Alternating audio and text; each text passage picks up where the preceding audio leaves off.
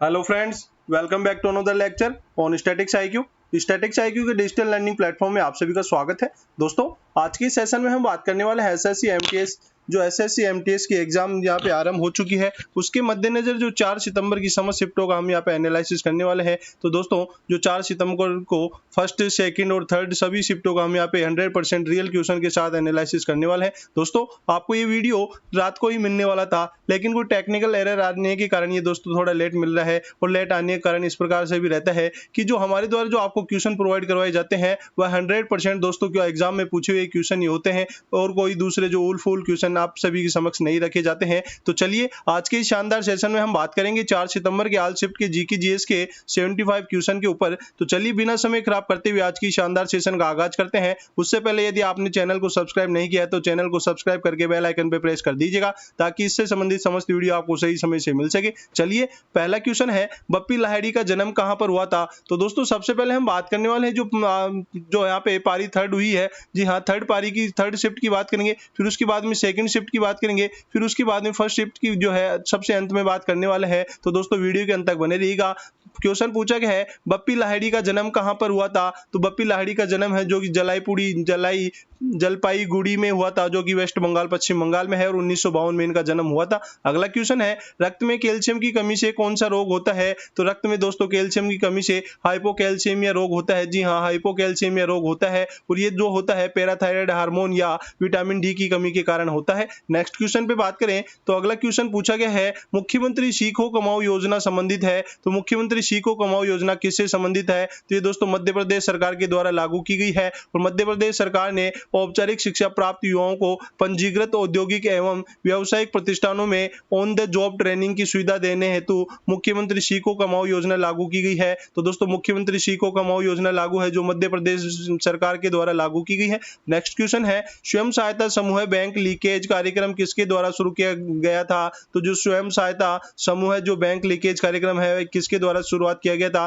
तो यह नाबार्ड के द्वारा शुरू किया गया है। जी हाँ, यह नाबार्ड के द्वारा शुरू किया गया है। और बात करते हैं, ये कार्यक्रम है जो असंगठित क्षेत्र को औपचारिक बैंकिंग क्षेत्र से जोड़ने के लिए 1992 में नाबार्ड की पहल पर यह शुरू किया गया था। तो दोस्तों, जो लिंकेज कार्यक्रम प्रोग्राम है, नाबार्ड की पहल पे शुरू किया गया है।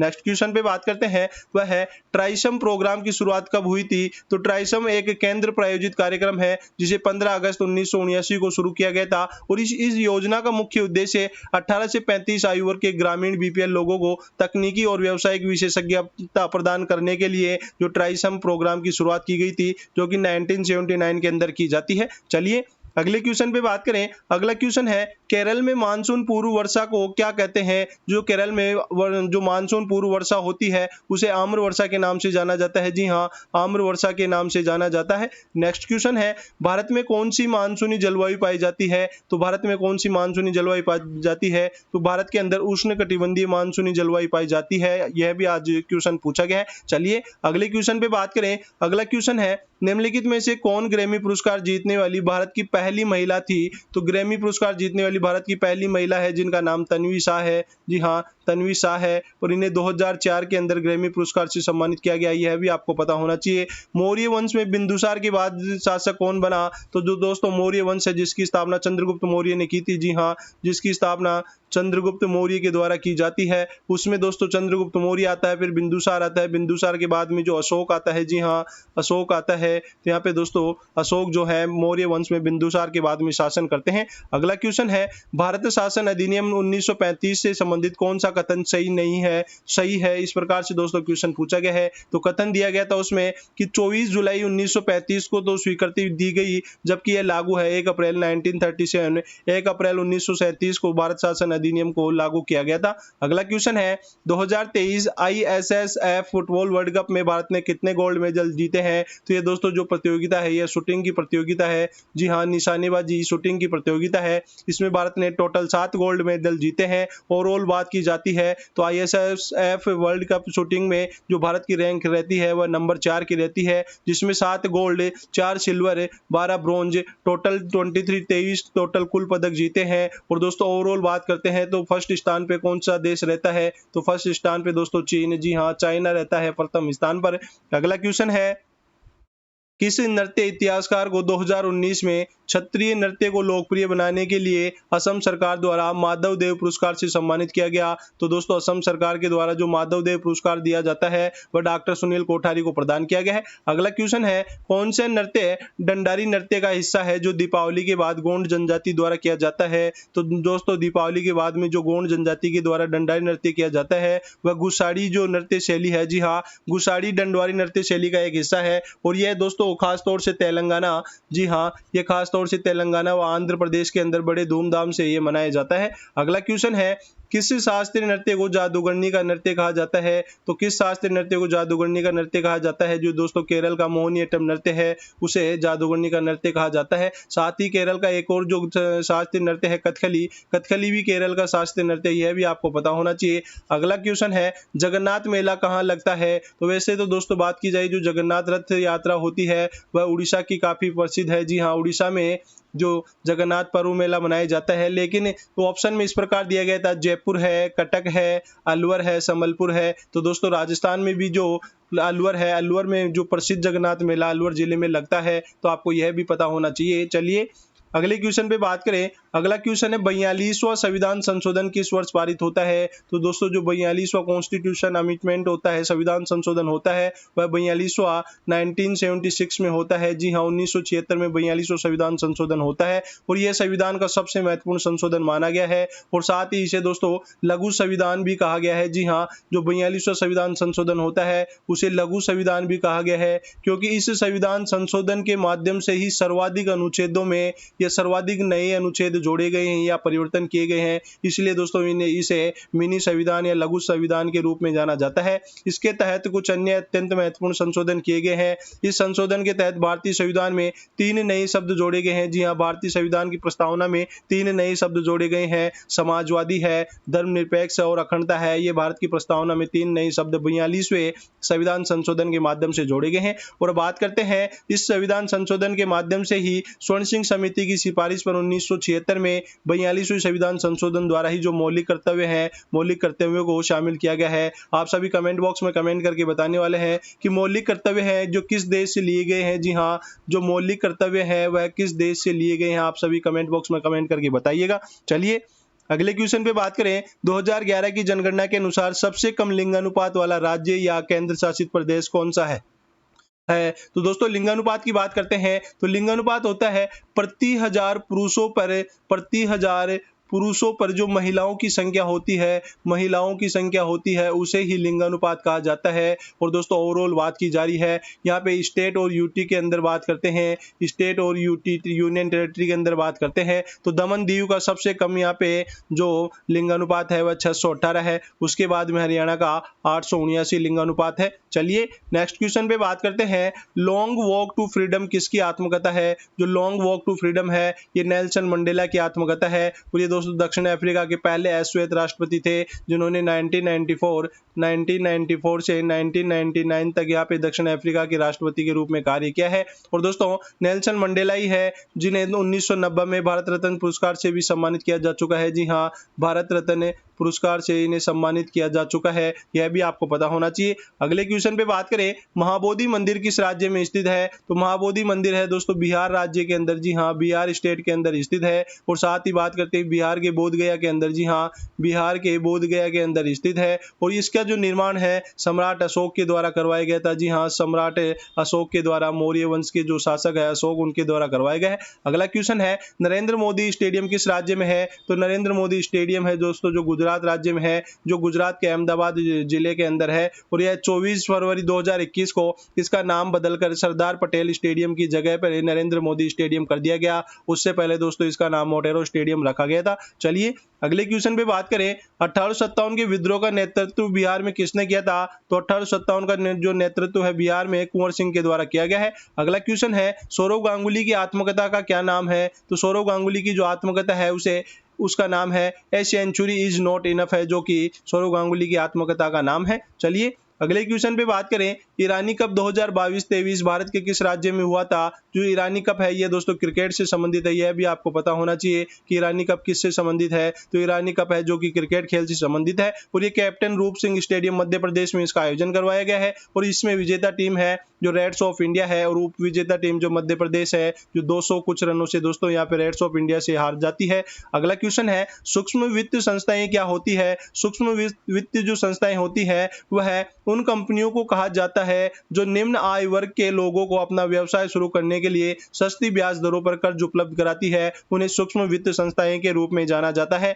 अगला क्वेश्चन है, पुरुष हैंडबॉल में बॉल का भार कितना होता है? तो दोस्तों यहाँ पे जो हैंडबॉल होती है उसमें पुरुष में अलग वजन होता है, महिलाओं में अलग वजन होता है। तो पुरुषों की बात करते हैं तो पुरुषों में दोस्तों यहाँ पे 425 से 475 ग्राम का वजन होता है, जबकि यहाँ पे फीमेल की बात करते हैं, जी हाँ महिलाओं में बात करते हैं तो यह वजन 325 से 375 का आता है। तो इनमें जो दोस्तों अंतर देखने को मिलता है वजन में वह कम से कम 100 ग्राम का वजन का अंतर देखने को मिलता है। अगला क्वेश्चन है, पंडित रविशंकर कौन से वाद्य यंत्र से संबंधित है? तो पंडित रविशंकर है दोस्तों ये सितार वादक है, जी हाँ भारत के मशहूर सितार वादक है, इन्हें भारत रत्न पुरस्कार से भी सम्मानित किया जा चुका है। तो ये दोस्तों एक भारतीय सितार वादक और संगीतकार है। नेक्स्ट क्वेश्चन पे बात करते हैं, बौद्ध धर्म से संबंधित सबसे पुराना स्तूप कौन सा है? तो बौद्ध धर्म से जो संबंधित सबसे पुराना स्तूप है वह सांची का महान स्तूप है, जिसका निर्माण अशोक सम्राट अशोक के द्वारा करवाया गया था।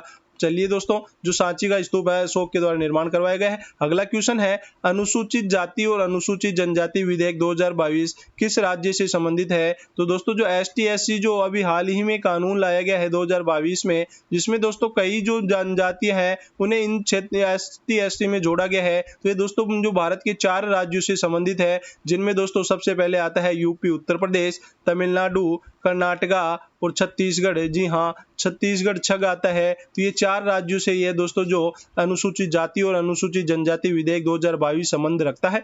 अगला क्वेश्चन है, Sita and illustrated retelling of the Ramayana पुस्तक के लेखक कौन है? तो दोस्तों इस पुस्तक के लेखक देवदत्त पटनायक है। चलिए अगले क्वेश्चन पे बात करते हैं, 1927 में मंदिर प्रवेश आंदोलन किसने शुरू किया था?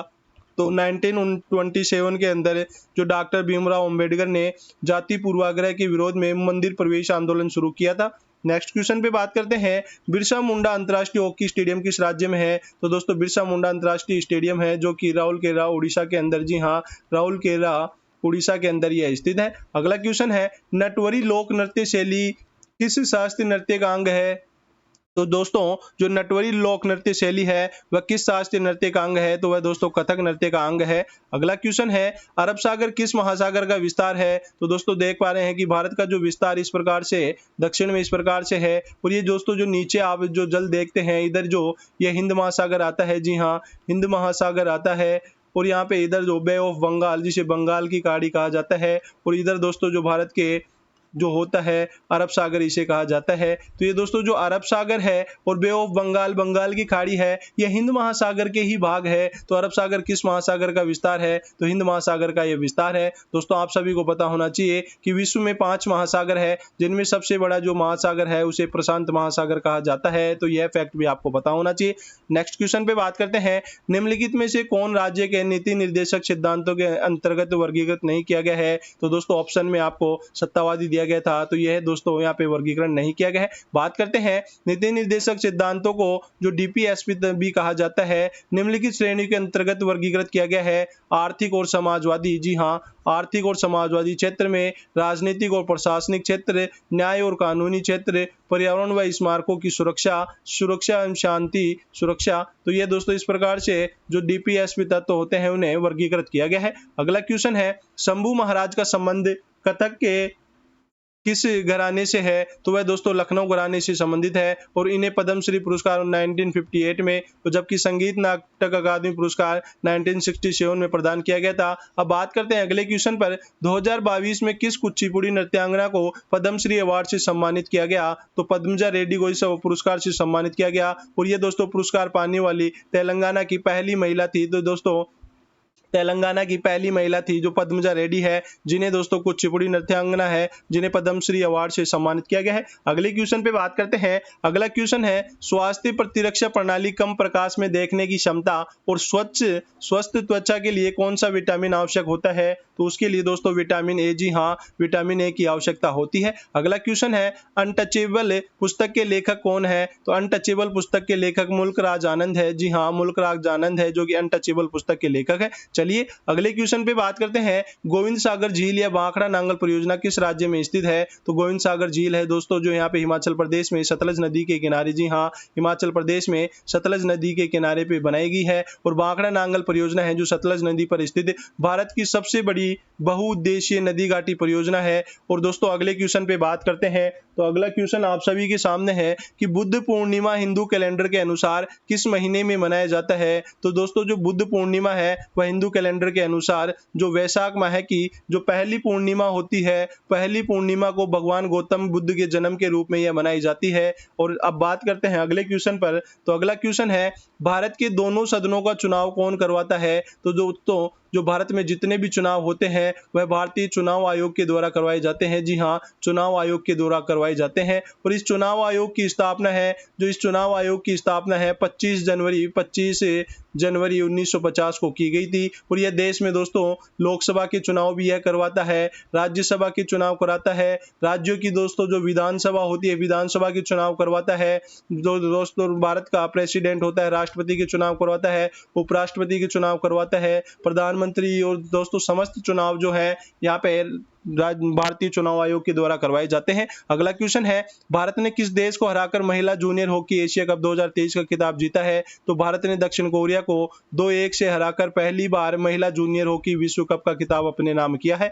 अगला क्वेश्चन पूछा गया है गुआ और नोआमुंडी लोहा एस के खनन के लिए प्रसिद्ध है, यह किस राज्य में स्थित है? तो दोस्तों जो गुआ और नोआकुंडी है ये लोहा एक्स के लिए प्रसिद्ध है, ये झारखंड राज्य में स्थित है। अगला क्वेश्चन है आवर्त सारणी के समूह 1 में कौन सा तत्व है जो वायु के संपर्क में आने पर धूमिल हो जाते हैं? तो दोस्तों आवर्त सारणी में जो समूह 1 में जो तत्व आते हैं उन्हें एल्केली मेटल कहा जाता है या क्षार धातु कहा जाता है, जिनमें दोस्तों आते हैं जिसका दोस्तों याद करने की ट्रिक है हलीना की रबड़ी सस्ती फ्री, हलीना की रबड़ी सस्ती फ्री। तो इस प्रकार से दोस्तों hydrogen, helium, sodium, potassium, rubidium, strontium, francium, इस प्रकार से आप याद कर सकते हैं। तो जो फर्स्ट में आते हैं उन्हें जो क्षार धातुएं कहते हैं और जो सेकंड में आते हैं उन्हें क्षार मृदा धातुएं कहा जाता है। अगले क्वेश्चन पे बात करें। अगला क्वेश्चन है अफगानिस्तान की आधिकारिक भाषा कौन सी थी? तो अफगानिस्तान की आधिकारिक भाषा दारी और पश्तो हुआ करती थी। अगले क्वेश्चन है सतह से वापस श्रोता तक ध्वनि तरंगों के परावर्तन के कारण होने वाली ध्वनि की श्रृंखला को हम क्या कहते हैं? तो उसे प्रतिध्वनि कहते हैं। तो दोस्तों प्रतिध्वनि कब प्राप्त होती है? जब श्रोता व जो टकराकर जो आती है उसके मध्य में दूरी जो 17 मीटर की होती है तब दोस्तों हमें प्रतिध्वनि सुनाई देती है। तो दोस्तों यहाँ पे यह ध्वनि जो यहाँ से जाकर टकराकर वापस आती है इसी कारण दोस्तों हमें जो प्रतिध्वनि सुनाई देती है।